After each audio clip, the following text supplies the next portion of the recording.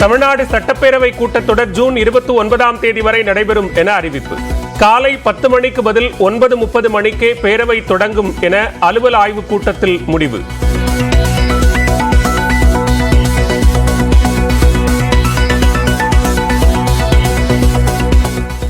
இன்றைய rules committee விதிகளுடைய குழு கூடி காலை 10 மணிக்கு நடைபெற இருக்கின்ற சட்டமன்ற கூட்டத்தொடரானது காலை 9:30 மணிக்கே தொடங்க வேண்டும் என்று ரூல்ஸ் கமிட்டியில் இன்று முடிவு செய்யப்பட்டிருக்கின்றது.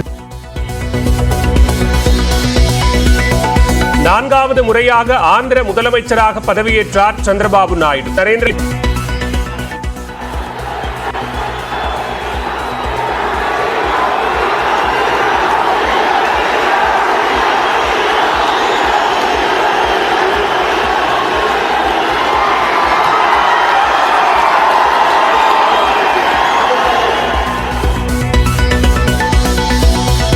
ஆந்திராவில் அமைச்சராக பதவியேற்றார் ஜனசேனா கட்சித் தலைவர் பவன் கல்யாண்.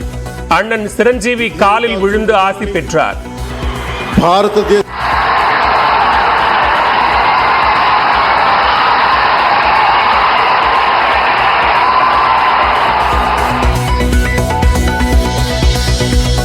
சந்திரபாபு நாயுடு பதவியேற்பு விழாவில் பங்கேற்ற நடிகர்கள் ரஜினி, சிரஞ்சீவி. தமிழ்நாடு முன்னாள் முதலமைச்சர் ஓ பன்னீர்செல்வமும் பங்கேற்பு.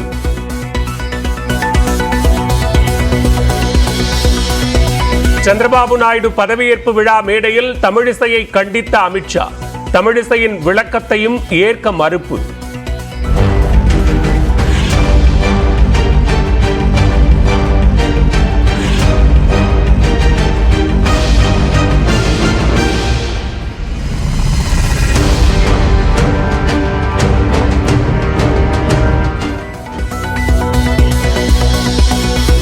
ஆந்திர அமைச்சராக பதவியேற்ற ஜனசேனா தலைவர் பவன் கல்யாணுக்கு மத்திய அமைச்சர் எல் முருகன் வாழ்த்து.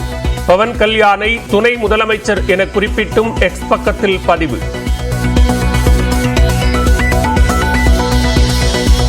பிரதமர் மோடி தலைமையிலான அரசு பிரச்சனைகள் நிறைந்த அரசு. வயநாட்டில் வாக்காளர்களுக்கு நன்றி தெரிவிக்கும் கூட்டத்தில் ராகுல் காந்தி பேச்சு.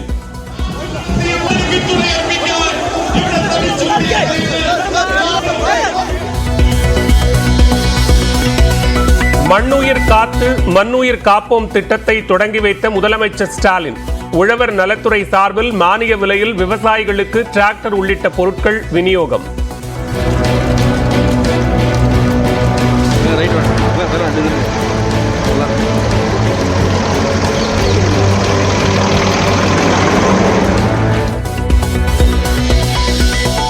பதினெட்டாவது மக்களவையின் முதல் கூட்டம் வரும் 24ஆம் தேதி தொடங்கும் என அறிவிப்பு. ஜூலை 3ஆம் தேதி வரை நடக்கும் கூட்டத்தொடரில் குடியரசுத் தலைவரும் உரை நிகழ்த்துகிறார். விளவங்கோடு இடைத்தேர்தலில் வென்ற தாரகை கட்பட் சட்டமன்ற உறுப்பினராக பதவியேற்றார். முதலமைச்சர் ஸ்டாலின் முன்னிலையில் பதவி பிரமாணம் செய்து வைத்தார் சபாநாயகர் அப்பாவு.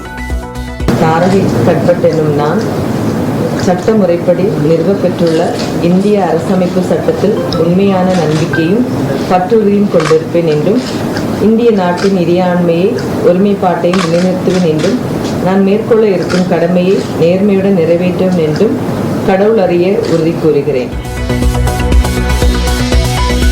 பக்ரீத்தையொட்டி உளுந்தூர்பேட்டையில் 5 கோடி ரூபாய்க்கும் மேல் ஆடுகள் விற்பனை. 8,000 முதல் 25,000 ரூபாய் வரை விலை போன ஆடுகள்.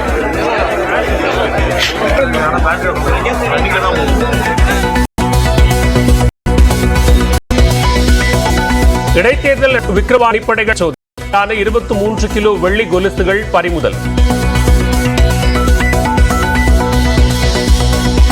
அரூர் சேலம் நெடுஞ்சாலையில் 2 பைக்குகள் மீது பயங்கரமாக மோதிய பேருந்து. சிறுவன் உட்பட 4 பேர் நிகழ்விடத்திலேயே உயிரிழந்த பரிதாபம்.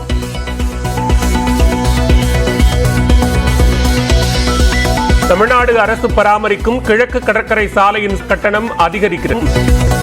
தமிழ்நாடு சட்டப்பேரவை கூட்டத்தொடர் ஜூன் 29ஆம் தேதி வரை நடைபெறும் என்றும் காலை 9:30 மணிக்கு அவை கூடும் என்றும் சபாநாயகர் அப்பாவு தெரிவித்துள்ளார்.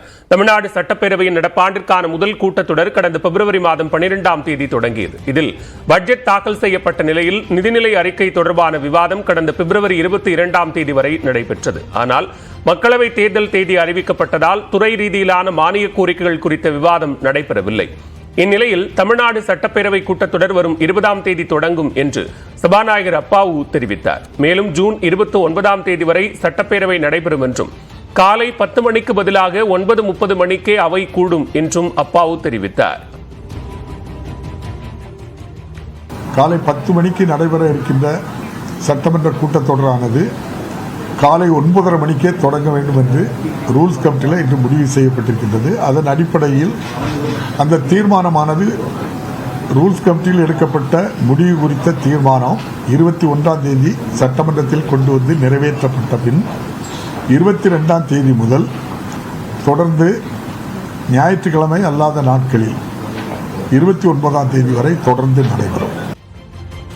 காலை 9:30 மணி முதல் 1:30 மணி வரையிலும் மீண்டும் மாலை 5 மணி முதல் இரவு 8 மணி வரையிலும் அவை நடைபெறும் என்று அப்பாவு கூறியுள்ளார். எடப்பாடி பழனிசாமி தலைமையிலான அதிமுகவில் இணையும் எண்ணம் இல்லை என அமமுக பொதுச் செயலாளர் டிடிவி தினகரன் தெரிவித்துள்ளார். தஞ்சையில் செய்தியாளர்களிடம் பேசிய அவர், என்ன காரணத்திற்காக அதிமுகவில் இருந்து வெளியேறினோமோ அது இன்னமும் நிறைவேறவில்லை என்றும் குறிப்பிட்டார். இன்றைக்கு பலவீனம் அடைந்து வருகிறது. இதை நாங்கள் உணர்ந்துதான் அந்த கட்சி தவறானவர்கள் கையில் போயிட்டுங்கிறதுனால தான் அம்மா மக்கள் முன்னேற்ற கழகமே தோன்றுனது. அது ஒரு எண்ணம் எங்களுக்கு இல்லை. ஏன்னா நாங்கள் என்ன காரணத்திற்காக அந்த இயக்கத்தை விட்டு பிரிந்து தனி இயக்கம் தொடங்கினோமோ அந்த காரணத்தில் எந்தவித அளவும் மாற்றம் இல்லாதப்ப அங்கே ஒரு தவறான தலைமை ஒரு சுயநல கும்பலிடம் அந்த கட்சி மாட்டிட்டு இருக்கப்ப அதில் போய் இணைவீங்களாங்கிற ஒரு இதை போய் நீங்கள் எங்கள்கிட்ட கேட்குறதே அந்த கேள்வியே தவறான கேள்வி. அதிமுக தொண்டர்கள் நல்ல முடிவெடுக்கும் பொழுது அப்பொழுது அதை பற்றி நாங்கள் கலந்து பேசி முடியும்.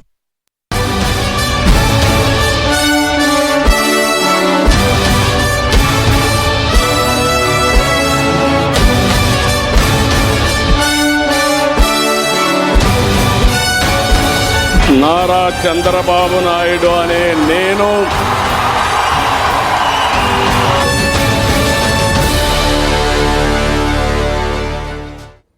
ஆந்திராவின் முதலமைச்சராக தெலுங்கு தேசம் கட்சியின் தலைவர் சந்திரபாபு நாயுடு 4வது முறையாக பதவியேற்றுக் கொண்டார்.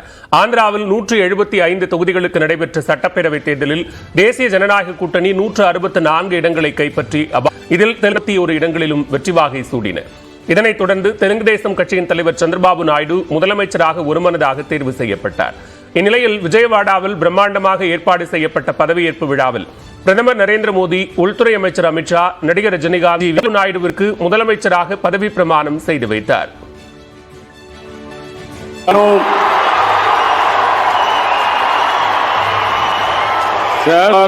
పట్ల నిజమైన విశ్వాసం విధేయత చూపుతానని భారతదేశపడతానని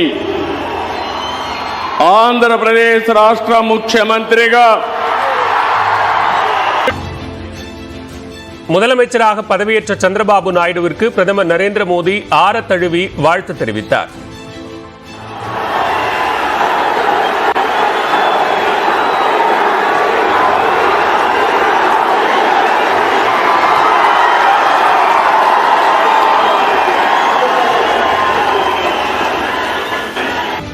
பதவியேற்றுக் கொண்டார். பின்னர் தனது சகோதரரும் நடிகருமான சிரஞ்சீவியின் காலில் விழுந்து ஆசீர்வாதம் வாங்கினார். నిర్మితమైన భారత